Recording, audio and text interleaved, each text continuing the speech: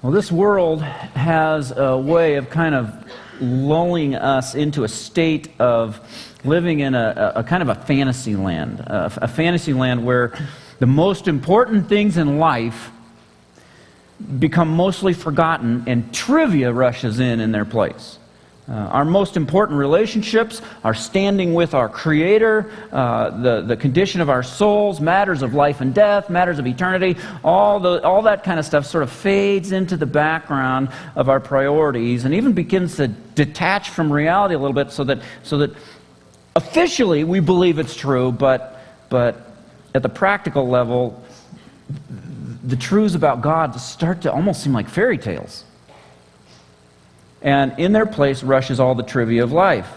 Your Bible starts to gather dust while your TV remote gets worn out from use. And anything goes wrong with your body, man, you're off to the doctor right away. But you get a symptom of some deadly disease in your soul, and you just put it out of your mind.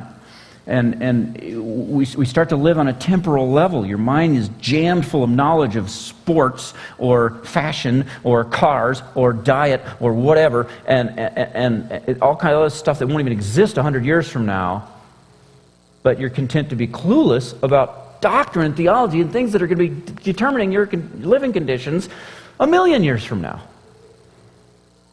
And, it's not like we want to live empty, shallow, trivial lives. That's not what we desire. It's just something about this world. There's something about this life that just lulls us into this stupor of trivia. And the main purpose of Ecclesiastes, we understand, is he's teaching us how to enjoy life, right? And one of the keys to enjoying life is finding a way to snap out of that spiritual stupor, to wake up. The stupor of trivia seems real, and it seems fun, but it makes you a shallow person, and shallow people are only capable of shallow happiness.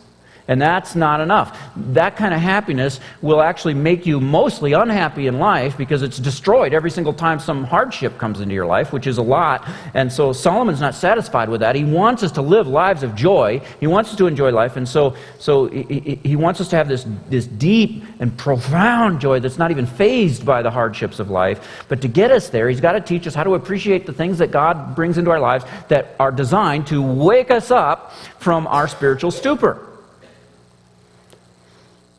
So he's given us some smelling salts to do that. Now, if you watch a movie about boxing or some guy gets knocked out, they'll put smelling salts under his nose to wake him up. Smelling salts, I was reading about them this week. It's fascinating how those things work in your body.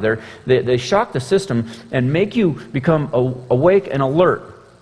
They affect all kinds of things in your body. That's exactly what the preacher is doing for us in this section of Scripture, I believe. He's going to give us some spiritual smelling salts to wake us up to reality, because that's the only time, it's only when you're alert to reality that you can have fullness of deep joy. So we've been in this ongoing verse-by-verse study through the book of Ecclesiastes. This section that we hit today will begin and end with the same topic: the sovereignty of God, the control of God over all things. We'll start in chapter 6, verse 10. It says, "Whatever exists was given its name long ago, and it is known what man is. But he is not able to contend with the one stronger than he." That's referring to God, the one stronger than he. So, whatever exists already has been given its name by God. To give something a name in this context means to determine what that thing is and what its role is going to be. The most fundamental principle we need to understand about our role in this world is it's determined by God. Your role is set. It's determined by God, and it cannot be changed except by God himself. One of the most important keys to enjoying life is to learn, don't fight against that. Don't fight against providence. You'll lose. It's a waste of time. It's ridiculous to try to resist God's plan for two reasons. One, because we lack the power. And secondly, because we lack the knowledge and wisdom. Verse 11, "For where there are many words, they increase futility. What is the advantage for man?" You're not going to be able to argue with God with your words. Romans 9:20, "Who are you, O man, to talk back to God?" I mean, do we really ever think that, do we think that there's ever going to be a time when we argue with God and he's convinced? That we're going to say, God, you shouldn't have done this. This shouldn't have ever happened. And he's going to say, Oh, you're right. I can see that now. Thanks for explaining that to me. You think we're ever going to have a time where he's going to say, oh, this painful ordeal that I allowed to happen to you when you were a child? Sorry, my bad. I should have never done that. Do we think God's going to change it? Do we think God's going to say, hear our arguments and say, yes, now I can see it is a bad idea to have only Jesus be the only way. That is kind of narrow. I can see it now. Of course not. It's never going to happen. When we argue with God, the more we talk, the bigger a waste it is of everyone's time, because we lack knowledge of the future. See, we just don't know. Not only do we not have power to argue with God, we don't have the knowledge. Verse 12, for who knows what is good for man in the few days of his futile life that he spends like a shadow? Who can tell man what will happen after him under the sun? When God comes along and says, here, this is what's best for you in the long run. I know it's a bitter pill to swallow, but in the long run, this is what's best. And we want to argue with that? We want to say, no, that would be best, God. This other thing would be best. What could be more absurd? How could I possibly think that I know better than God what's best for me when he knows everything and I don't even know what's going to happen 10 seconds into the future, much less what the ramifications are 50 and 100 years out? So, what is he saying here? What's the point here? I think if I could borrow a line from the movies, he's saying, a man's got to know his limitations, right? You're not God. Realize you're not God. And when life is best when we play the role of a human being rather than trying to play the role of God. But when we step out of our role and we try to usurp God's role, that's when things get really messed up for everyone, including us. If you got a young child in the house, that child will be happiest when he plays the role of a child, right? If you're a young child in the house, you're happiest when you play the role of a child. That child will be cared for, fed, taught, protected, taken care of. Things are going to be great for him. Life's going to be great while he plays that role. But the moment he decides he wants to play the role of dad and he wants to be in charge of the household, from that moment on, he's miserable and everyone else in the house is miserable, right? And it's the same way when we try to promote ourselves to God's role instead of just being content to play our role as created, tiny, dependent human beings. The greatest joy in life is found in that space that God has allotted to you. God has assigned to each one of us a certain space. And that space, your space, is defined by those things over which God has granted you control. He's given you power to affect those things. And that little space is always going to be the sweet spot of joy for you that will produce the maximum enjoyment of life if you can just stay in that space. Most people are worried that their space is too small and they need to expand it. They want more. They want to enlarge their boundaries. They want to get more resources, climb the ladder, get more friends, more power, more influence, more knowledge, more of everything.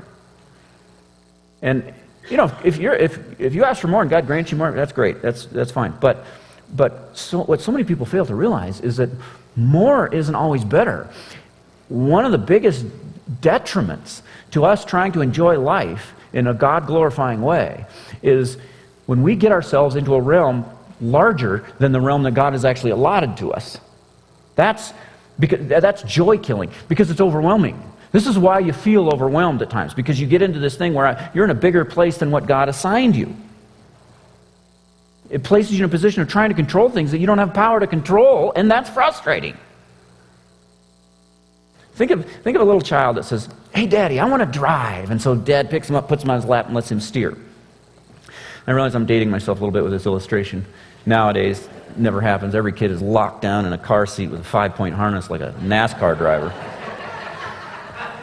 But back when the dinosaurs roamed the earth, dads used to do this, and I can tell you, my kids loved it. They'd love to just...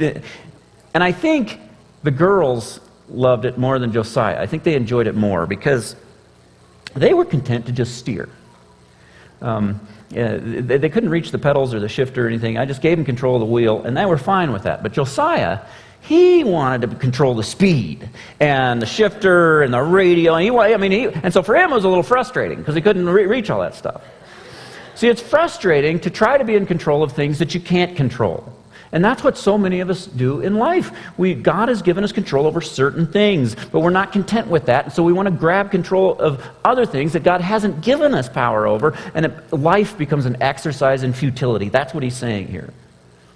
We want control over the speed, but our legs are dangling 2 feet from the pedals. We want to control the radio, but we can't reach. We miss the fun of being able to steer the car because we got our sights set on everything else. Ecclesiastes is a book about how to enjoy life, and so one of the big lessons the preacher needs to teach us is not to derail the enjoyment of life by trying to play a bigger role than the role that God has assigned to us. So the first smelling salt that will wake us up to reality from the spiritual stupor of trivia is to discover we're not God. 99% of life is totally outside of your control by God's design. That's good. God's in charge of that 99%. Let Him have it. Just stay in the little space that God has allotted to you and enjoy your space. Just enjoy not having to be God. Can you enjoy that? Not having all the responsibilities of being God. I know that in my head, I know that I'm not God. I mean, I know that intellectually, but something deep down inside me just isn't always getting that message. Right? There's something inside me seems to think that I need to control everything, and that I'm supremely important, and I deserve glory and honor, and that people are my servants. Everything exists for me, and I should never have to deal with inconvenience. And as long as that thing inside me keeps thinking that, I'm not going to have the joy that I should have. Nothing's going to destroy your joy like thinking you're more important than you are. God's job is to control everything in life, and when you try that, it's just going to be incredibly aggravating exercise because people and things won't cooperate. And when you don't have omnipotent power and people aren't cooperating, that's frustrating. And so your life becomes a whole lot of frustration. So that's the first smelling salt. Now, again, the way a smelling salt works is it shocks the system. And that's what he's going to do starting in chapter 7, verse 1. With the second smelling salt here. He says, a good name is better than fine perfume, and the day of one's death than the day of one's birth. What does that mean? And what's the point of the perfume thing? Where does that fit in? Here's how I think we can interpret this verse. He's got two comparisons. Good name, perfume, day of birth, day of death. So let's see how he compares those. In what way is a good name better than perfume? Now, perfume's good, right? I mean, thank God for perfume. That's nice. But a good name, a good reputation, that's way better. It's better at a much deeper level, isn't it? It's a far better thing. Perfume can make you smell a little better for a little time, less than a day, which is fine. That's nice. But a good name, I mean, that benefits you for a lifetime, and even after you die, it benefits your family. A good name can help you in just about every aspect of life because it affects the way that people think about you. A good name reflects your character. Perfume doesn't, right? Anybody with any kind of character can put on perfume. It's just completely superficial, right? So the first half of this verse, comparing two valuable things, but valuable in different ways. One that has deep, enduring, important, intrinsic value, and the other one with fleeting, shallow, superficial value. And I think his point is to say, this comparison I just made in the first half of the verse, that's the way these second two things in the end of the verse also compare. The day of your birth was good in a superficial way. The day of your death, thinking about that, that's good for you in a deep and profound way. See, we love the day of our birth, right? We celebrate birthdays in this country. We expect everyone around us to celebrate the anniversary of when we were born. And we want gifts, and we want them to treat us special. We expect everything to go good on that day because it's our birthday. And that's great. We love our birthday. But he's saying the day of your death, if you spent time thinking about the day of your death instead of the day of your birth, you'd be way better off because what that'll do, it'll snap you out of your spiritual stupor. Thinking about death will keep you from getting caught up in the natural insanity that we all tend to fall into, where temporal, earthly, temporary things dominate the landscape and big-time, important, eternal things fade into the background. Thinking about death will fix that. Verse 2, it's better to go to the house of mourning than to go to the house of feasting, since that is the end of all mankind, and living souls should take it to heart. Think about it. You will learn more about life at one funeral than at a dozen birthday parties, right? At a funeral, the dream world of trivia, birthday parties keep the dream world of trivia going. But at a funeral, that dream world vanishes and it can be seen for the nothingness that it is. And for a brief moment, all these worthless things that seem so important to you before lose their importance. And the things that seem kind of ethereal and dreamy and unreal, the things that have to do with life and death and conscience and God and eternity and hell and heaven and faith and sin and forgiveness, those kinds of things, suddenly that goes from being a sketchy cartoon to coming in vivid, full-color reality in your sight. Thinking about death will do that. If you found out you were going to die, you went to the doctor tomorrow and he said, I'm sorry, you've got 6 weeks, there's nothing we can do. If you got that tomorrow, what do you think would be going through your mind?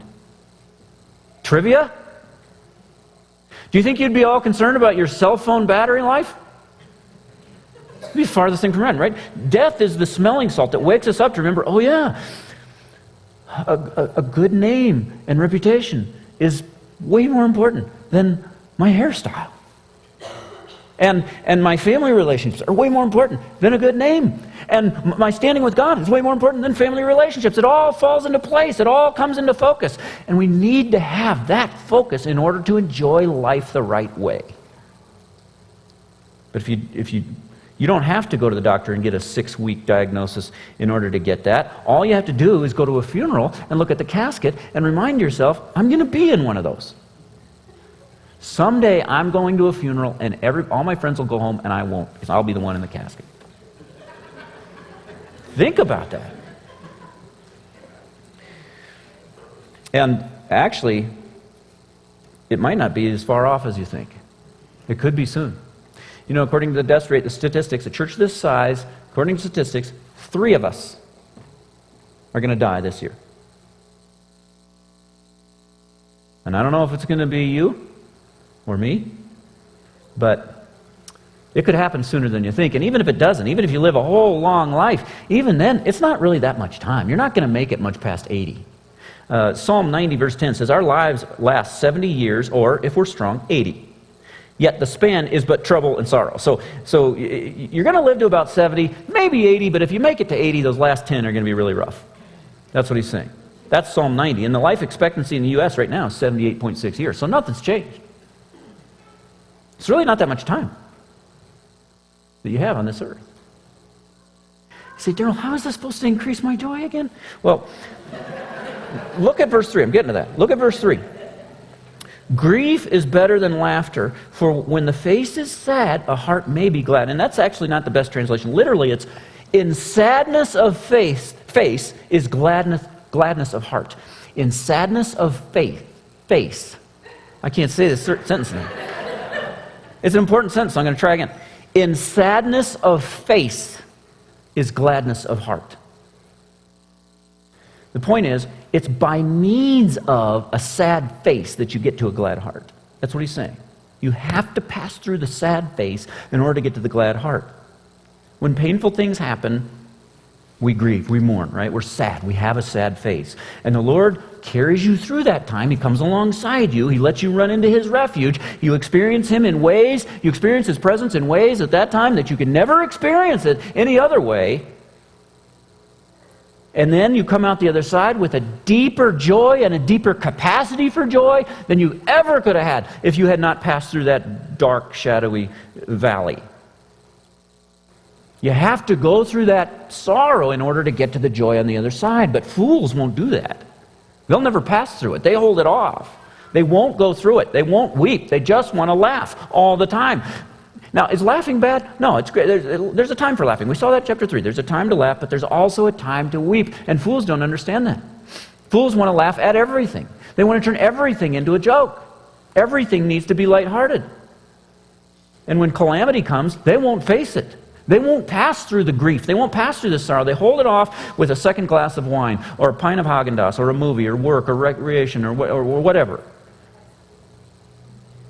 In the Bible, we see, what do we see wise people doing? Wise people eat and drink and feast in times of celebration, right? But what do wise people tend to do in Scripture in times of sorrow and grief? Fast, yeah. Very often they tend to fast. But fools don't do that. Fools try to eat and drink and dance their way through sorrow. And the result is they never pass through the grief, which means they never get to the other side, where the deeper joy is available. They don't understand that a sad face is really good for the heart. Very often a sad face is the only way to get to gladness of heart. Verse 4, the heart of the wise is in the house of mourning, but the heart of fools is in the house of pleasure. It is better to listen to rebuke from a wise man than to listen to the songs of fools. For like the crackling of burning thorns under the pot, so is the laughter of the fool. This too is futile. So just a whole series of proverbs there, all making the same point. The house of pleasure, the song of fools, the cackling laughter of lighthearted chuckling of this world, that will carry you so far away from reality, if you exist in that world, that happiness in your life is going to be no more real than a laugh track on a sitcom, which is the farthest thing from reality that there is, right? And shallow and annoying. Have you ever, I don't know if other people are as annoyed as I am by that, but have you ever heard a sitcom and you're in the next room, so you can't hear the dialogue, all you can hear is the laugh track? And so you just hear every few seconds, and it's just like, oh man, shut that off. This outburst of chuckling every few seconds, and when that happens, I think, man, I don't want my life to be a laugh track. I don't want to exist in that world. I don't want my happiness to be that shallow and that superficial and lame. And that's the writer's point here. That's what the preacher's saying. He wants us to break out of the laugh track of the sitcom of this world by thinking about big, heavy, serious things like death and like the rebuke of a wise man. Did you see that in verse 5? He says it's better to listen to rebuke from a wise person than to listen to the song of fools. See, when somebody corrects you, that brings sorrow, doesn't it? That's hard. And it's tempting to ignore it because it really does spoil the party of my shallow happiness. It stops my laughing if I let myself think about it. And here's another example where grief must be embraced in order to get to real joy. Because any rebuke is hard to take, but especially rebuke from a wise man, somebody that you respect, you highly respect, and they rebuke you, they're not happy with you, that's hard. And so to preserve our shallow happiness, we'll respond very often in a number of different ways. Sometimes we just ignore it. Just don't even think about it. Just let it pass right in one ear, out the other. Or we might get defensive. Right? We start thinking through all the reasons why my failure was reasonable and it was understandable. And if you could just see what I was going through, then you wouldn't be picking at me about this. Or we might go on the attack. Right? We do that, don't we? We start picking apart all the wrong things in that person's life. Who are you to be rebuking me? I mean, you're not exactly firing on all cylinders yourself. You got your own problems. But if we just resist all that and take to heart what the person is saying, what'll happen? Is it going to spoil our trivial little temporal happiness? Yes. Yeah. It's going to be a sad day. Somebody rebukes you and you take that to heart, it's going to hurt. It's going to ruin your day. It's going to be a sad day. It might be a sad week or month. But it will be a smelling salt that'll wake you up to reality, and you can deal with the problem in your heart and get rid of it and be sanctified, become more like Christ, and come out on the other side with a deep and profound joy. So much better than just ignoring the problem. Psalm 141:5 says, "Let a righteous man strike me. It is a kindness. Let him rebuke me. It is oil on my head. My head will not refuse it." So the first smelling salt to wake us up to reality is that so that we can enjoy life is the news flash. You're not God. Okay. Second smelling salt, second wake-up call, death and grief and sorrow. Now a third one. Look at verse 7. "Surely the practice of extortion turns a wise person into a fool, and a bribe destroys the mind." So extortion, that involves using sinful means in order to get money. A bribe is the reverse of that. It's using money to accomplish sinful means. Both of them are examples of how money can corrupt wisdom, and I think that's the point he's making here. At first, in verse 7 just seems like it's just totally out of context, but here's, I think, the point. What he's saying is, desire for earthly treasure can tamper with the brain. It can foul up your wisdom. You can be such a wise person. You can have a mind that's just running like a top. You're the head of your class, smartest person around, and a sinful desire can arise within you, and it can make that brilliant brain of yours malfunction in 100 ways. It's amazing how a desire can make the most intelligent person start to think like a moron in that area. Right? Have you seen that? Have you seen people? Normally their logic is just sound, it's crisp, they're right on, but then they get something where they just really want this thing and all the evidence is pointing the other way, and they become a moron. They can't think. I see that with people interpreting Scripture. There are people that normally they're excellent at their ability to interpret God's Word, but then they come to an area where they want the answer to be a certain thing, but the Bible's pointing in another way, and suddenly their skill at interpreting is worse than a person's been a Christian for one day. I mean, they're just going all over the place, and they can't see the obvious. Desire can do that. It can short out wisdom. Now that's hard, because you'd think wisdom would be the one thing we could count on, right?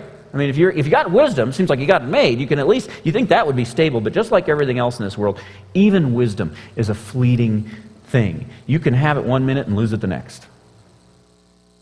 You can have a judge who's a brilliant judge. He's great at figuring out who's innocent, who's guilty. He's the greatest legal mind of all time. But somebody comes and offers him a huge bribe, and suddenly he's rendering a verdict that only a foolish judge would render.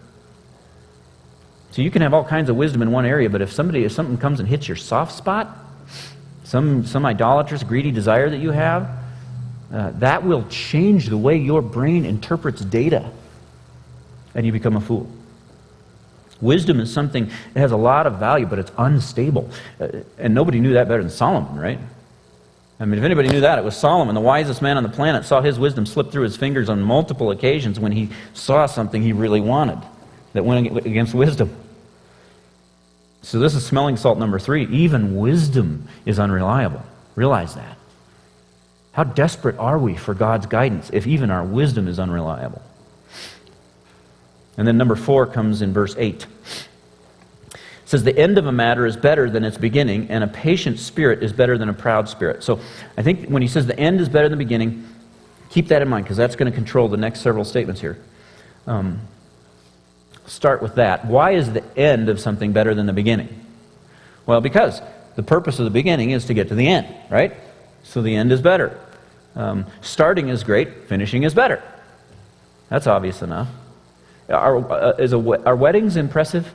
Is it impressive if a couple stands up here and they make a vow and they say, till death do us part, we promise to God, till death do us part. Is that impressive? Did they make that vow? A little bit, but not as impressive as like my mom and dad, who made that vow in 1958, and now 55 years later, still just as married as ever. Right? That's more impressive. The end of a matter is better than the beginning, because reality is better than intention. Finishing is better than starting. And fools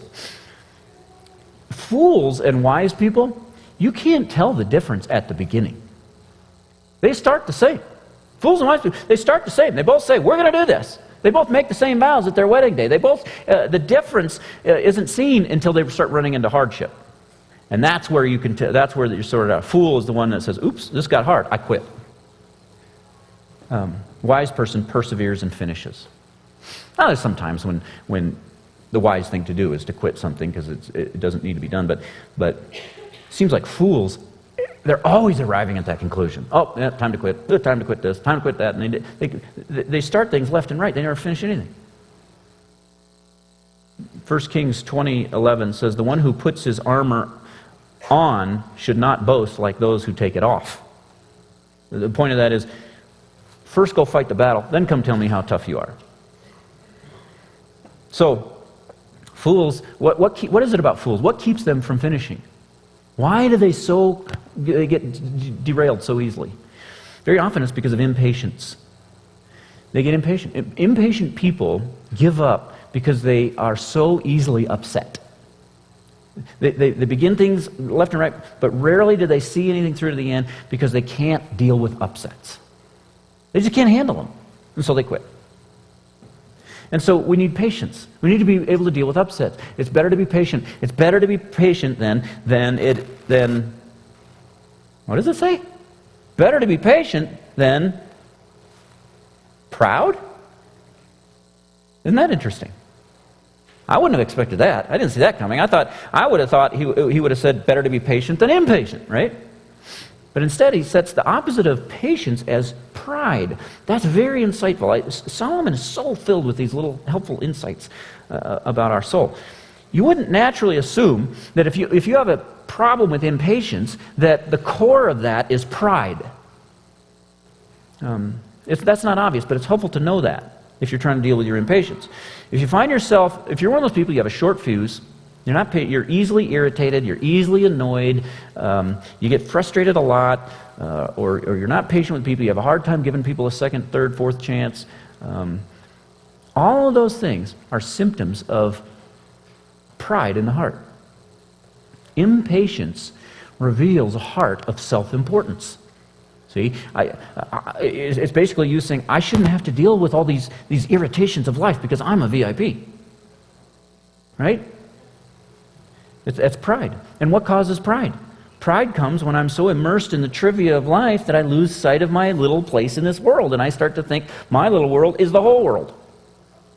And when I get caught up in I lose the big picture, and I get caught up in my little world, who ends up being the god of that little world? Me. Right? I'm the most important figure in my little world. And so I start to develop this sense of self-importance. Not like I'm consciously thinking, oh, I'm more important than everybody, but it's an attitude.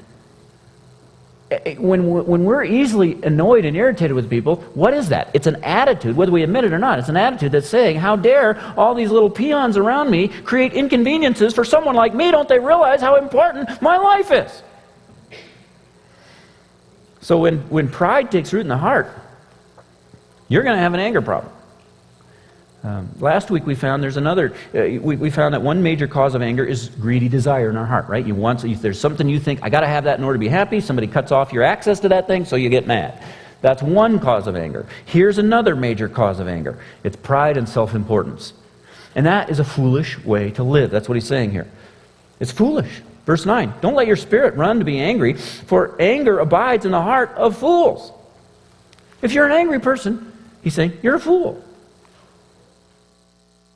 You're a fool. There's no wisdom in letting offenses and irritations and inconsiderations and insults get you upset. There's no wisdom in that. I mean, think about that.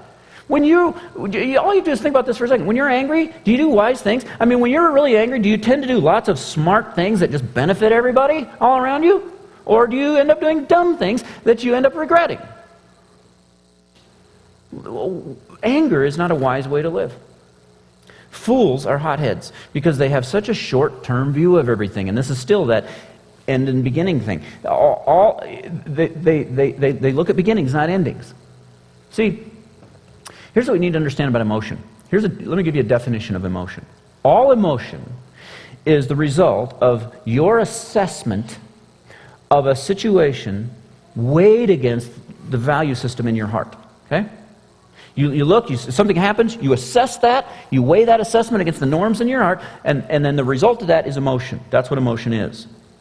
And fools do that too quick. They're just too fast about it. They make assessments before they have enough information. They're just always making snap judgments.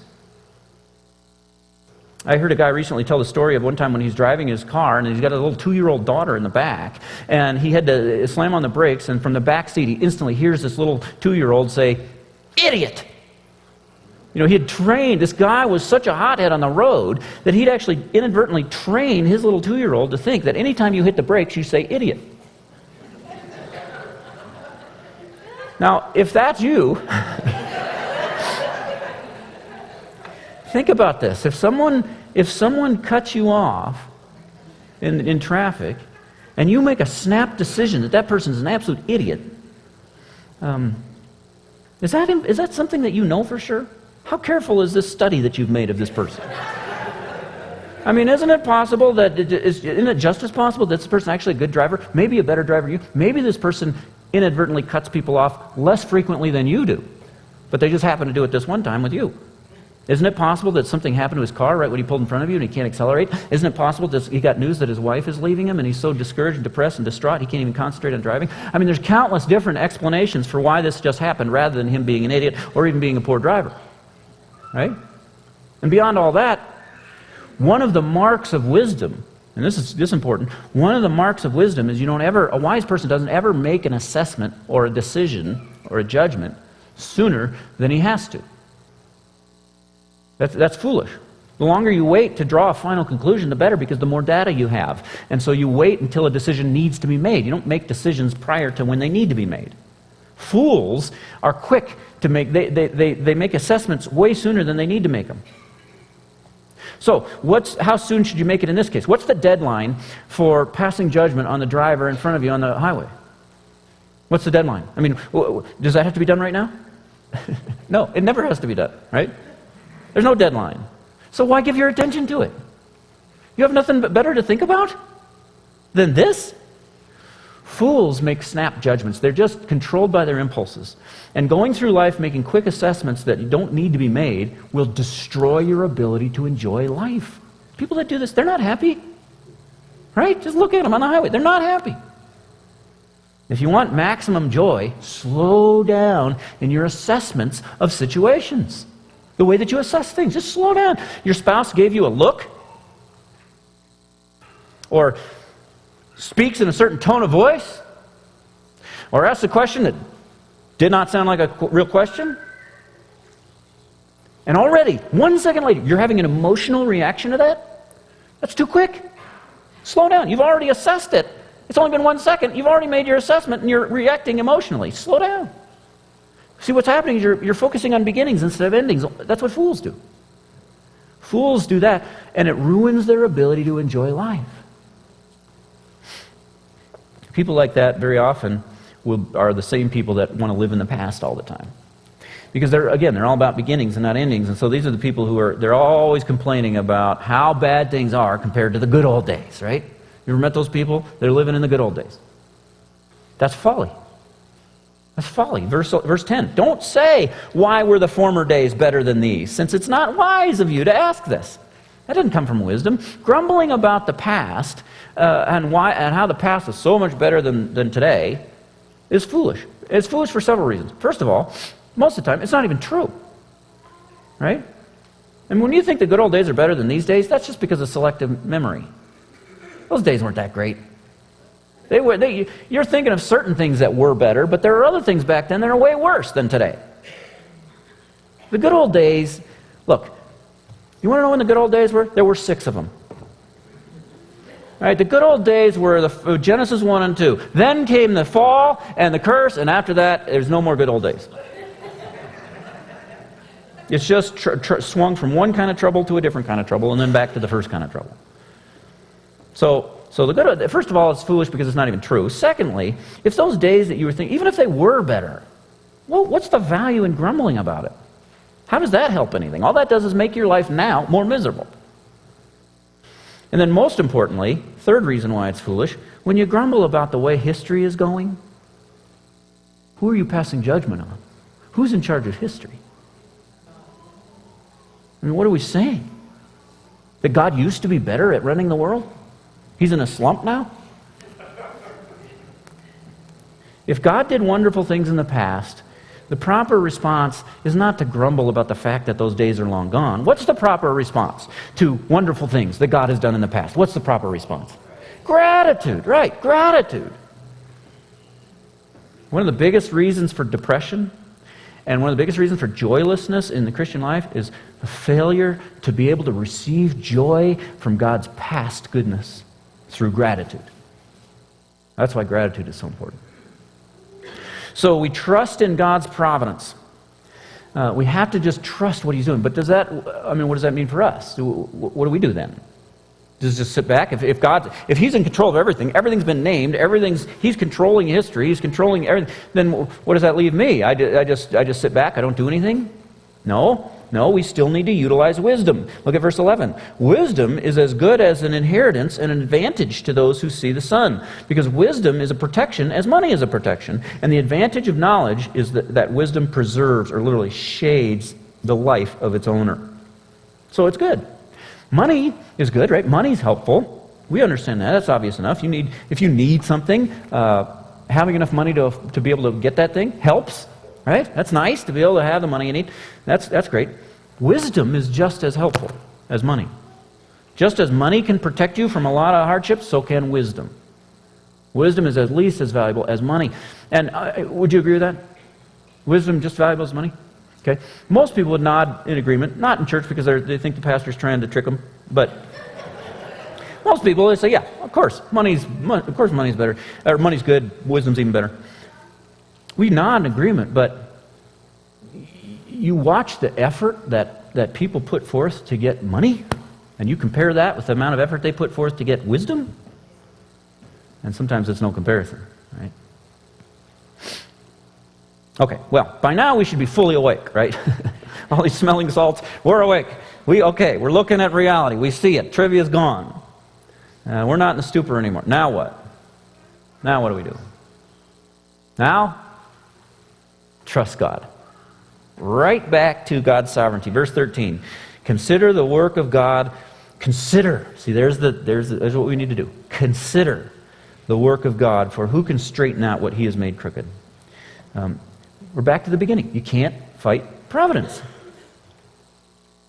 Not even with wisdom. Wisdom is powerful, but it's got its limits. No amount of wisdom is ever going to unlock the secrets of the universe. No amount of wisdom is going to let you fight against providence.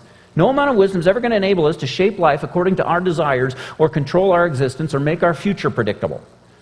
If God made something crooked, not even all the combined wisdom of every human being on the planet is ever going to straighten that out.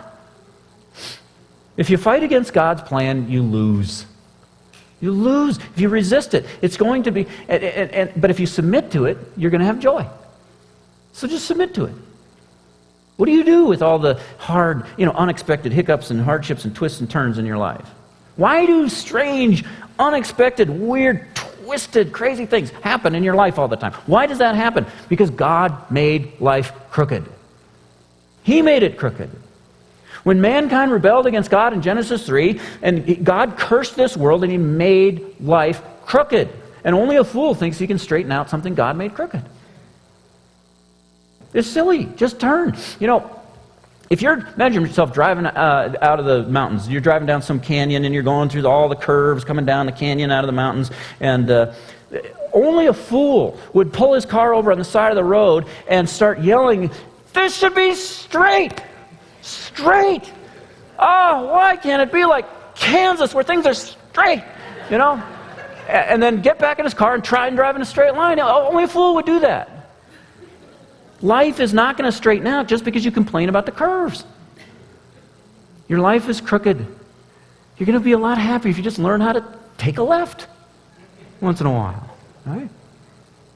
God calls us to enjoy life, but that can't be done when you're out of sync with God's purposes. The boundaries of God's sovereign plans are like a brick wall, and running up against a brick wall is hard on the face. It doesn't make for a happy life. So much more enjoyable if you just turn where the brick wall turns and learn to see all those twists and turns as coming from the hand of God. And that's the key. Verse 14. In the day of prosperity, be joyful. But in the day of adversity, consider God has made the one as well as the other, so that man cannot discover anything that will happen after him. I think the most childish doctrine there is the idea that pleasant things come from God, hard things come from the devil. I call that 2-second theology. People who never really spend more than 2 seconds thinking their doctrine through think this way. They just, happy things come from God, or Santa Claus, or whatever you want to call them. And hard things, they come from some other source or no source or whatever. It has to be true, too, because I've thought about it for 2 seconds, and I can't think of any reason why God would send hard things. All too often, people want to believe God is in control when pleasant things happen, but not in control when hard things happen. But if you were willing to think about it for more than 2 seconds, then you'll see, what are the implications to that doctrine? It's nonsense. You end up with a situation where God is in control of nothing, right?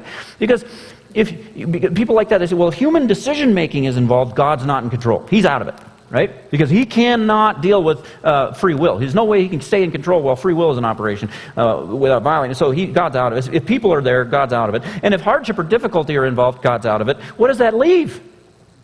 What happens in your life that doesn't involve human decision-making or hardship? I mean, you've just created a world where God is involved in nothing. Which means almost everything that ever happens to you is meaningless. Right?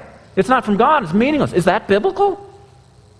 When you read the Psalms, is that what you see? Do you see God as uninvolved with the hardships of life and he's no longer in control whenever evil people are acting?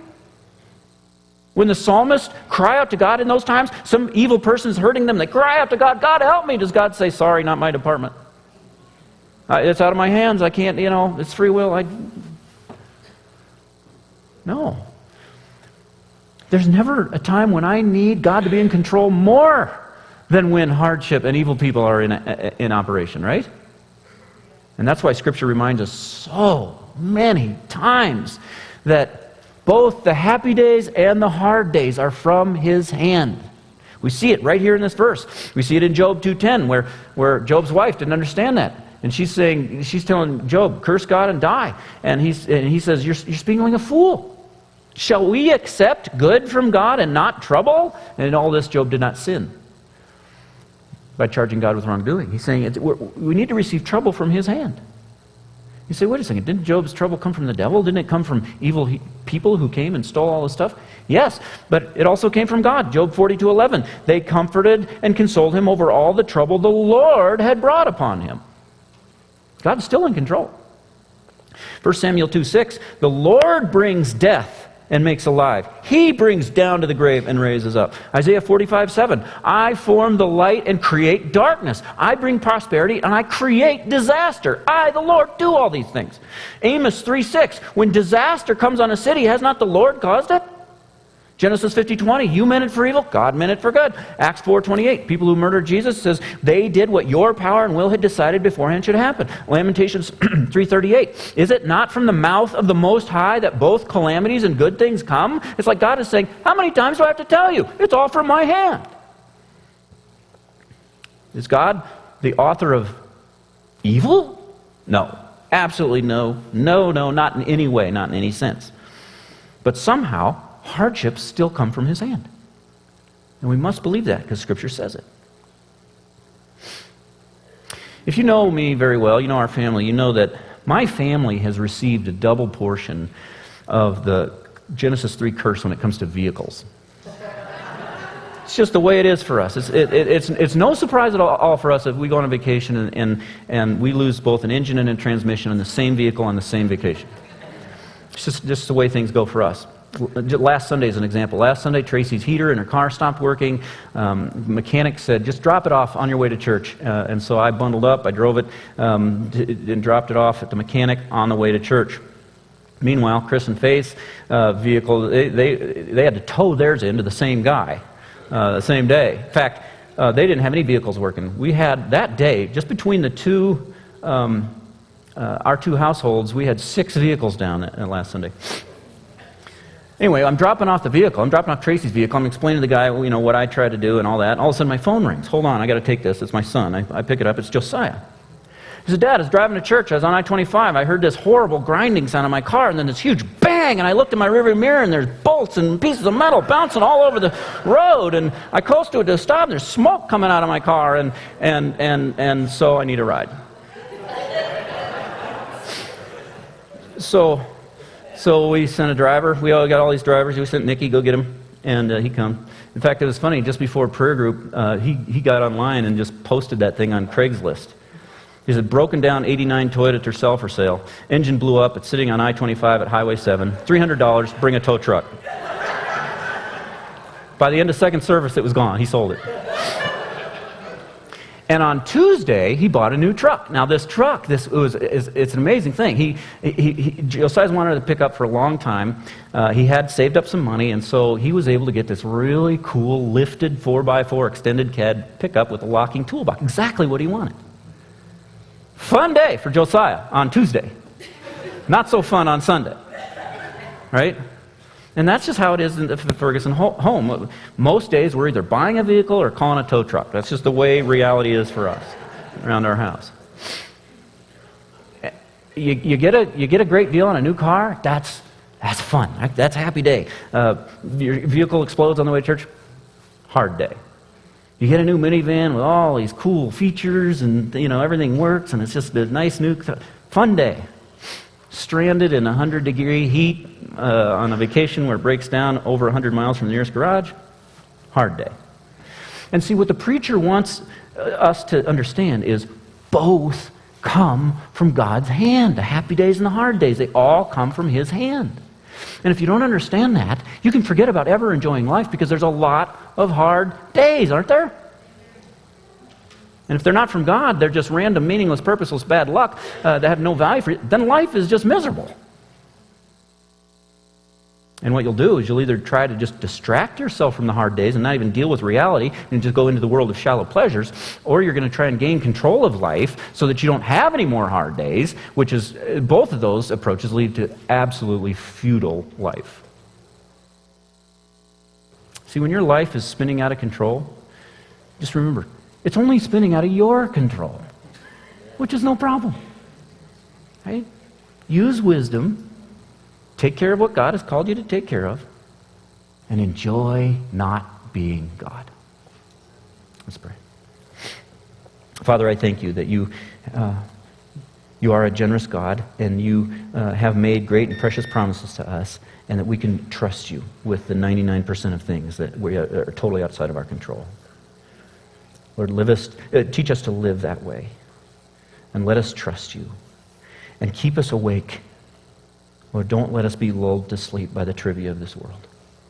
We pray this in the name of the Lord Jesus Christ. Amen.